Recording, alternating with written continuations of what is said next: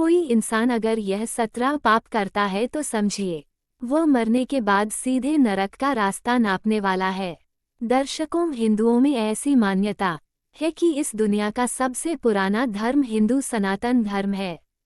इसके अनुसार माना जाता है कि ब्रह्मा का कर्म है सृष्टि की रचना करना, भगवान विष्णु का कर्म है उसका संचालन करना और भगवान शिव का कर्म है विनाश करना। मित्रों, वैसे तो हिंदू धर्म में हर धार्मिक ग्रंथों की अपनी एक विशेष महत्ता है, मगर बात जब गरुड़ पुराण की आती है तो इसकी महत्ता और भी अधिक बढ़ जाती है। दरअसल गरुड़ पुराण हिंदू धर्म के प्रसिद्ध धार्मिक ग्रंथों में से एक है। वैष्णव संप्रदाय से संबंधित गरुड़ पुराण सनातन धर्म में मृत्यु के बाद सद्गति प्रदान करने वाला माना जाता है। इसलिए सनातन हिंदू धर्म में मृत्यु के बाद गरुड़ पुराण के सुनने का प्रावधान है। मृत्यु प्रकृति का अटल सत्य है, जो इस धरती पर आया है उसे एक दिन यहाँ से जाना ही है। गरुड़ पुराण के अनुसार हमारे कर्मों का फल हमें हमारे जीवन में तो मिलता ही है, परंतु मरने के बाद भी कर्मों का अच्छा बुरा फल मिलता है। क्योंकि गरुड़ पुराण में स्वर्ग और नरक का वर्णन मिलता है, इसलिए कोई इंसान अगर यह 17 पाप करता है तो समझिए वह मरने के बाद सीधे नरक का रास्ता नापने वाला है। दर्शकों, आज की यह वीडियो बहुत ही ज्ञानवर्धक होने वाली है, क्योंकि आज हम बात करने वाले हैं कि गरुड़ पुराण के अनुसार इस संसार का सबसे बड़ा पाप क्या है, जिसे यदि व्यक्ति गलती से भी कर ले तो उसे सीधा नरक में यातनाएं सहनी पड़ती हैं। इसके साथ ही सबसे बड़ा पुण्य क्या है जिसे करने से मनुष्य को स्वर्ग की प्राप्ति होती है। इसके साथ ही हम जानेंगे कि सबसे बड़ा तीर्थ क्या है और इस संसार में सबसे बड़ी सेवा क्या है। पर दर्शकों, इस ज्ञानवर्धक प्रस्तुति की शुरुआत करने से पहले मैं आपको बता दूं कि यदि आप हिंदू धर्म यानी कि सनातन धर्म को मानते हैं तो इस वीडियो को आखिरी तक जरूर देखें, क्योंकि यह गरुड़ पुराण की कथा है और भगवान श्री हरि विष्णु कहते हैं कि कभी भी व्यक्ति को गरुड़ पुराण की किसी भी कथा को आधा अधूरा नहीं सुनना चाहिए, क्योंकि आधा अधूरा ज्ञान हमेशा विष के समान होता है। तो आपसे यही आग्रह है कि वीडियो को बिना स्किप किए आखिरी तक जरूर देखें। साथ ही इसे एक लाइक करके कमेंट में जय श्री हरि विष्णु लिखकर ईश्वर को अपना आभार व्यक्त करें। तो आइए सबसे पहले जानते हैं कि गरुड़ पुराण के मुताबिक वह कौन से ऐसे 17 पाप हैं जो इंसान को नरक की ओर ले जाते हैं। नमस्कार दोस्तों, स्वागत है आपका हमारे इस चैनल ज्ञान सागर पर। दर्शकों, ब्राह्मण या पुजारी को मारना, किसी को नशे की हालत में छोड़कर चले जाना, किसी पवित्र कसमों और वादों को तोड़ना, भ्रूण की हत्या करना या फिर भ्रूण को नष्ट करना आदि को गरुड़ पुराण में बहुत बड़ा पाप माना जाता है। अगर कोई इंसान ऐसा करता है तो निश्चित तौर पर उसे नरक में सजा पाने के लिए तैयार रहना होगा। किसी महिला की हत्या करना, महिला को प्रताड़क दर्शक की तरह आंखों के सामने किसी की इज्जत लुटते देखते रहना या फिर किसी गर्भवती महिला को मारना पीटना आदि आपको नरक में पहुंचाने के लिए काफी है। साथ ही किसी के विश्वास को धोखा देना और किसी की हत्या करने के लिए हथियार के रूप में जहर का इस्तेमाल करना भी गौर पाप है और इसका रास्ता सीधे नरक की ओर जाता है। पवित्र स्थलों को हेय दृष्टि से देखना, अच्छे लोगों को धोखा देना, साथ ही उसकी बेइज्जती करना और गाली देना या फिर किसी धर्म, पुराण, वेद या फिर मीमांसा का अपमान करना आदि भी नरक में जाने के ही संकेत होते हैं। जो असहाय और जरूरतमंद की मदद नहीं करता और कमजोर को सजा देता और सताता है, वह सीधे नरक में जाता है। किसी जरूरतमंद को जानबूझकर भोजन और पानी न देना और अपने दरवाजे पर आए मेहमान को बिना भोजन पानी के वापस कर देना भी बहुत बड़ा पाप माना गया है। मित्रों, इसके साथ ही जो किसी की मदद करने के बजाय उससे कुछ छीन लेता है, जो अपनी भलाई के लिए दूसरे का जीविकोपार्जन छीन लेता है या फिर किसी धार्मिक फैसले को गलत ठहरा है, वो मरने के बाद सीधा नरक की ओर ही जाता है। जो शराब और मांस की बिक्री में शामिल होता है या फिर जो महिला या पुरुष अपने जीवन साथी के अलावा किसी और के साथ रहता है, उसे गरुड़ पुराण के अनुसार नरक की प्राप्ति होती है। अपनी संतुष्टि के लिए जानवरों की हत्या करना सबसे बड़ा पाप है। ऐसा करने वाला सीधे नरक में जाता है। साथ ही किसी राजा या विद्वान की पत्नी पर बुरी नजर रखना या फिर किसी जवान लड़की के ज्ञान और इच्छा का अनादर करना और उसे गाली देना, किसी निर्दोष की निंदा करना आदि भी नरक का प्रतिनिधित्व करता है। झूठी गवाही देना, किसी निर्दोष को फंसाने के लिए अपनी सच्चाई का प्रदर्शन करना आदि बुराई के हाथों में सत्य बेचने के समान होता है।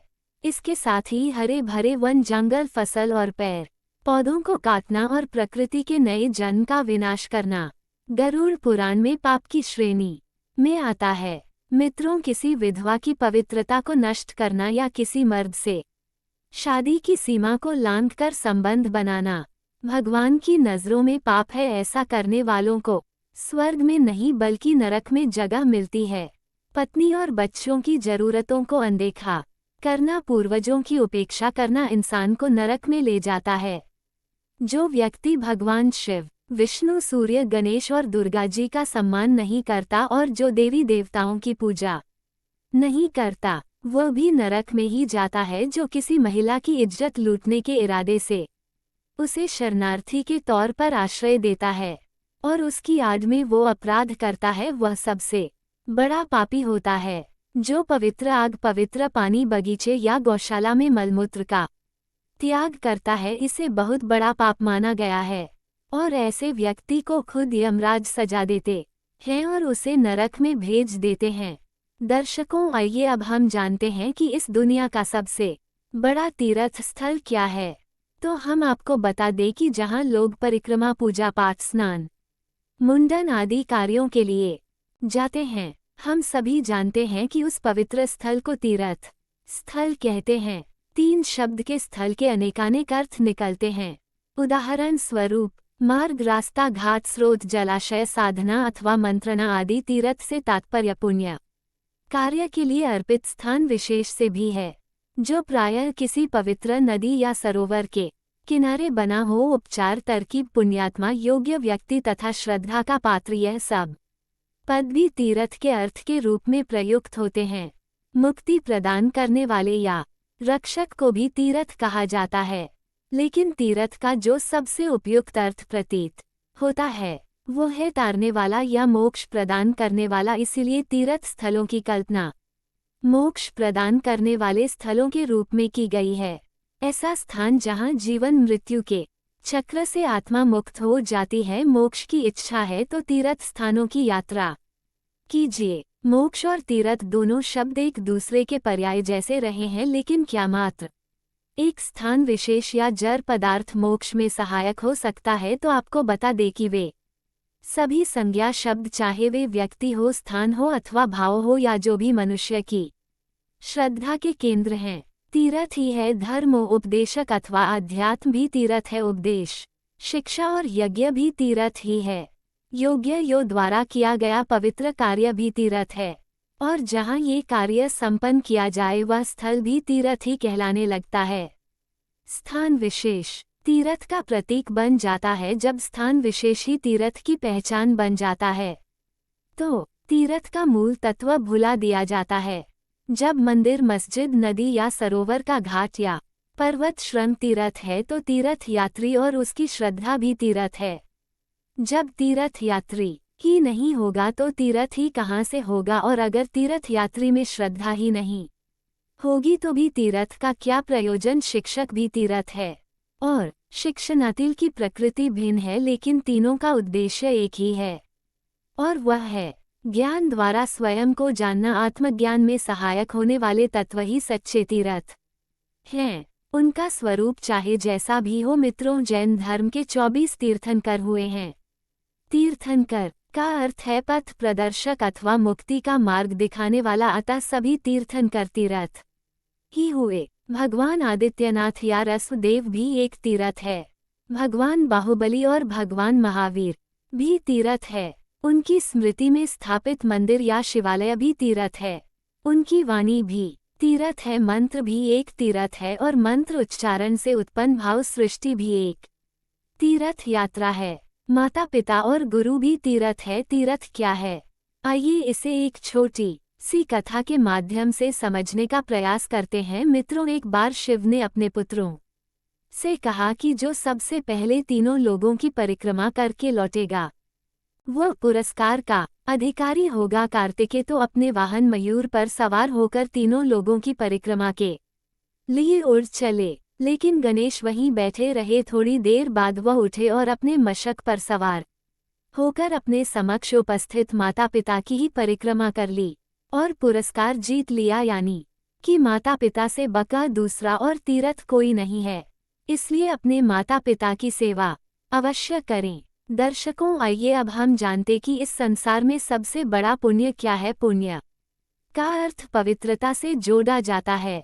पुण्य से तात्पर्य है कि जिसका हृदय निश्चल व उदार चित्त का होता है तथा जिसके हृदय में दूसरे के प्रति पवित्रता की अभिव्यक्ति होती है, वह पुण्य कहलाता है।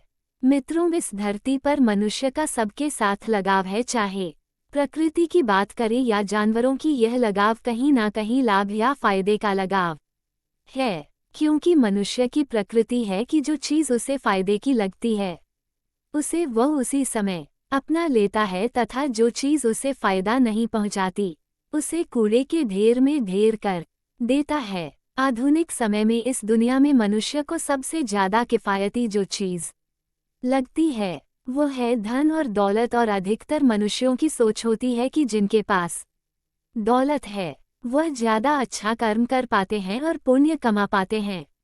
गरीब लोग तो पुण्य नहीं कर पाएंगे। तो दर्शकों, हम आपको बता दें कि यह सोच गलत है। सत्यता यह है कि धन जोड़ने से अपवित्र आती है और परित्याग करने से पवित्रता आती है। सच्चे अर्थों में वही धन पवित्र माना जाता है जो अच्छे कार्यों में विनियोजन हुआ हो, और अच्छे कार्यों का फल पुण्य होता है। हम आपको बता दें कि पुण्य 11 प्रकार के हैं, पर इनमें से 5 पुण्य सबसे बड़े पुण्य है। तो आइए जानते हैं ये कौन कौन से पुण्य हैं। न पुण्य, मित्रों, किसी भूखे को भोजन कराना, चाहे वह मनुष्य हो या जानवर, अपने सच्चे हृदय से उनको भोजन कराना, ये पहला सबसे बड़ा पुण्य है। निराश्रित मनुष्य या जानवरों को आश्रय देना, ये दूसरा सबसे बड़ा पुण्य है।